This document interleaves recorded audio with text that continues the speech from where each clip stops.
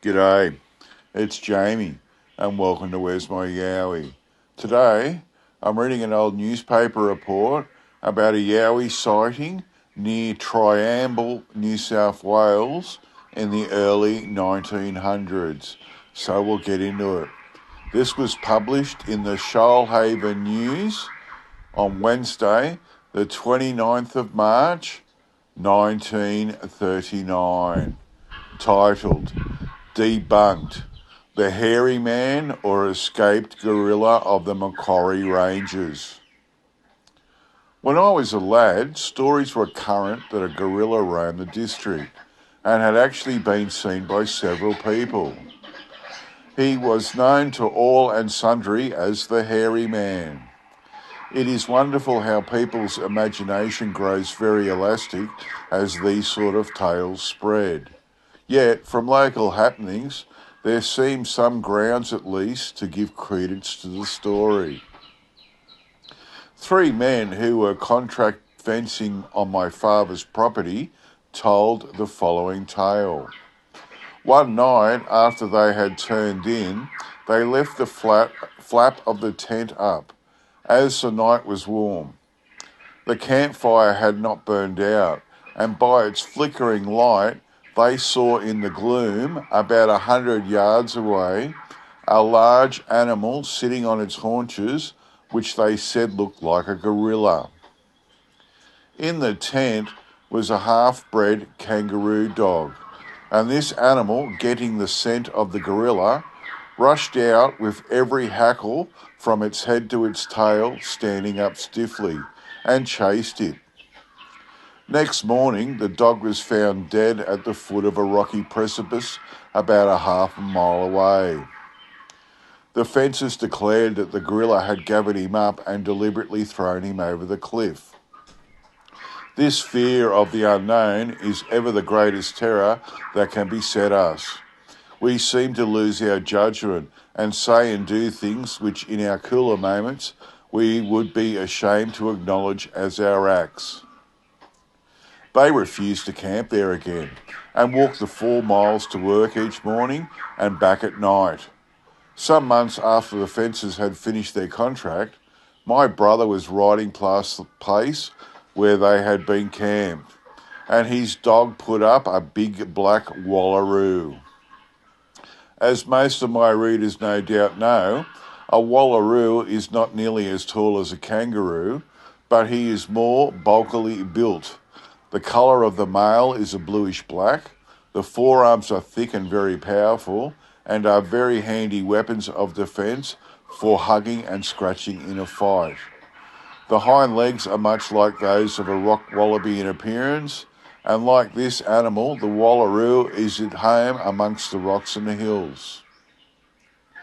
This big chap made for the precipice nearby, and my brother was just in time to see his dog close in with the wallaroo, who threw his paws around him and jumped over the precipice. Rock wallabies and wallaroos can jump down a cliff or precipice a distance of 30 to 40 feet without hurting themselves in the least. I have seen them do this on numerous occasions, and though I have never seen any jump down greater distance than this, I really believe they could do 50 to 60 feet with the greatest of ease. The dog was so badly injured that he had to be destroyed. This account for the fencer's gorillas, but the story that the gorilla roamed at large still found lots of backers. One afternoon, my father left the homestead to lay some poison baits for dingoes. The method of fixing up these baits was as follows. Some mutton or beef suet was cut into pieces as large as an egg, care being taken that it was not touched by hand. With a sharp knife, the suet was split open and a dose of strychnine inserted on the point of a blade of a knife, and the suet closed by pressure. It was put into a paper bag with a fork or some such instrument and placed in a saddle pouch strapped to the saddle. Then it was carried to some sheep pad, taken out with the fork and deposited in a conspicuous place. As he did not return by nightfall, we grew anxious. Supper, or as it is now called dinner, was a meal that was seldom eaten before the day was done. In winter, it was on between 5 and 6 o'clock. In summer, between 7 and 8. We had all finished our supper and we waited anxiously for his return. About 8:30, he rode home and told us that as he was returning via the Blowhole Gully, he heard a blood-curdling screams that, to use his own expression, sent a cold shiver down his back. Whatever it was followed him, and soon his horse became restive. He fired his rifle into the dark towards whence the sound came, and it ceased at once. "The hairy man," exclaimed some of his listeners. The story got ground, and as he was a deeply religious man and not given to exaggeration, the bushmen of the district revived the tale of the gorilla at large. It grew as it was repeated, and my father was kept busy explaining that he had not seen a gorilla, nor did it try to get on the horse's rump. I was scared stiff, and when riding the run, took care never to let nightfall catch me away from home. In vain did my mother explain that all animals of the 8 species were vegetable feeders, and would soon starve in a district where their food could not be obtained. On a selection called The Circle, 3 men were building a 2-roomed hut, and each weekend I took their rations to them. It was after dusk as I rode up to the hut one Saturday, and I shall never forget the reception I got from those men. No sooner had I turned my horse out in the little paddock attached to the hut, I always stayed the night there and walked inside. Then, One-Eyed Charlie, the stockman, said, "You blasted young fool, it would serve you right if we had put a charge of buckshot into you for your damn silly prank." I was dumbfounded, but when they explained that they had heard awful screams in the vicinity of the hut and thought I had been playing a practical joke, I realised that they did well to be angry. I soon assured them that I had no hand in making the noises, and then we were all generally alarmed. We took good care to secure the door of the hut and tied my cattle dog up on the inside, for all was satisfied that the hairy man was going to and fro and walking up and down in the vicinity. However, nothing happened. Next weekend, I took the rations as usual, taking care to arrive before sundown. The men informed me that they had heard the awesome screams in the gully below the hut on several occasions through the week. We were all seated by the big log fire after tea, when I told the news of the week. Suddenly, an earthly scream came from the gully. My heart skipped a beat. One-Eyed Charlie grabbed his gun and stood in the doorway looking out into the night. Again and again the screams were repeated. They were like the screams of a terrified woman.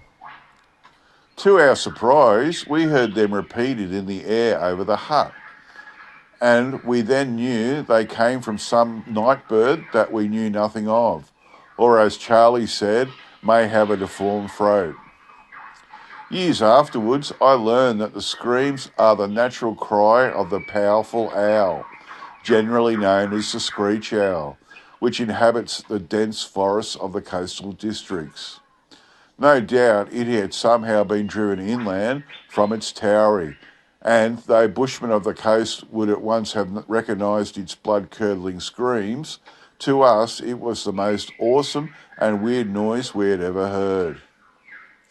Incidentally, some years later, Mr. Ashton Clark, amateur naturalist of the Hunter River district, told me he had seen one of these powerful owls attempt to carry off a leghorn rooster that had been roosting in an acacia tree near his home.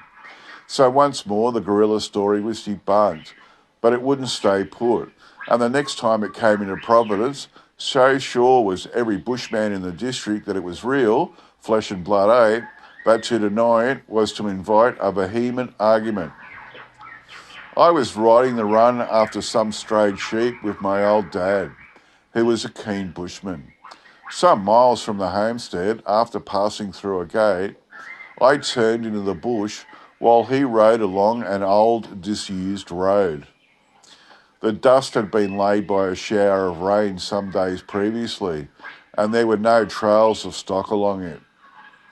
Hearing him coo-ee, I looked back and saw him standing by his stock horse in the middle of the road, beckoning me to come to him. I raced up, thinking he was keeping an eye on an outsizing snakes. To my astonishment, he pointed to tracks of an animal that had crossed the road. They were exactly the shape of a man's hand. We looked at each other inquiringly. Without doubt, we knew we were looking at the track of some animal, with the hands like a gorilla. My father made an imprint with his hand alongside it, and it was exact in every way except that the track left by the gorilla was slightly larger. We rode along for a quarter of a mile, and were no longer in doubt when we saw where it had recrossed the road. Not another mark was on the road, and the track stood out for all to see. When the story was told, it grew like a snowball, till it reached a climax when an old English schoolmaster, riding from Louisa Creek to Triamble Station, saw in the waning twilight what he said looked like an old bent man shambling into the bush not far from the place where we had seen the tracks. Though he was given to looking on wine when it was red, and the beer when it was long, that did not detract from the truth of his story. Incidentally, some short time afterwards, he was thrown from his horse at the same place, and Jack Campbell, who after his father's death became the owner of Willarong Station, found him lying under the tree, covered with ants. He had taken his notebook and pencil from his pocket, but was unable to write a last message. The poor old chap never regained consciousness, and it was never known how he came to be thrown from his horse. I suggested to Campbell that the horse had seen the gorilla and bolted, and it was then told me there was no gorilla. He had ridden his horse near the edge of the road and walked on his hands, with his feet in the air, across it in the dust. He had then walked parallel with the road for about a quarter of a mile and recrossed it walking on his hands. The laugh was on the bushmen of the district, and I well remember the lecture my old dad dealt out to Jack for his practical joke. Some time ago, my brother sent me a clipping from a newspaper telling me that poor old Jack Campbell had been killed by a fall from his horse not far from where he found the old schoolmaster. No more was ever heard of the escaped gorilla or hairy man. He was well and faithfully debunked past all hope of resurrection. The end. This guy's like debunking all these stories, and so the first one he told about the guys that were three guys that were fence contracting for his father, that saw what they reckoned was a large gorilla sitting on its haunches in the flickering light, and then their half-bred kangaroo dog ran out and chased after it, and next morning they found the dog was dead at the foot of a precipice half mile away. I reckon they saw a gorilla because they were so scared that they were walking 4 miles each way to go to work. So if it was a kangaroo dog, a kangaroo, like his brother reckoned, because his brother found a kangaroo there that killed his dog later, then why, if you just mistaken that it was a kangaroo, I'm not sure, you'd still camp there. But if you knew it was a gorilla or a yowie, there's no way you'd be back. So I believe that. And it's interesting the other ones, whether there was a yowie involved or not, but we'll never know. Okay, that's it from me. I'll get back to you all next time. Bye.